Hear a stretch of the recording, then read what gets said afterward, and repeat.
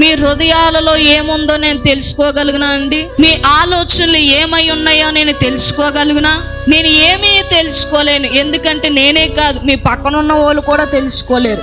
మీ పక్కనున్న వాళ్ళే కాదు, మీ స్నేహితులు కూడా ఏం చేయలేరంటే మీ హృదయంలో ఏ ఆలోచనలు ఉన్నాయి, మీ హృదయంలో ఏమి దాగి ఉన్నా కూడా ఎవరు కూడా ఏం చేయలేరంటే ఈ లోకములో ఎవరు తెలుసుకోలేరు.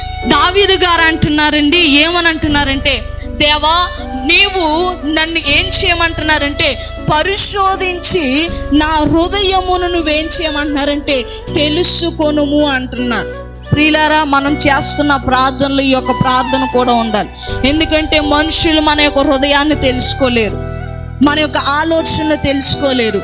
ఆయన ఎందుకు తెలుసుకోమని దేవుణ్ణి ప్రార్థిస్తూ ఇలాగూ మాట్లాడుతున్నారు అని అంటే కనుక అక్కడ 24వ వచనంలో రాయబడి ఉంది, నీ కాయాసకరమైనటువంటి మార్గము నా యందు ఉన్నదేమో చూసి నిత్య మార్గములోనికి నువ్వు నన్ను ఏం చేయమంటున్నారంటే నడిపించమని అంటున్నారు. ఈ 139వ కీర్తన అంతా కూడా మనం చూస్తే గనక ఈ కీర్తనలో నుంచి ఒక చక్కటి పాట రాస్తారు ఒక మంచి దైవజనులు.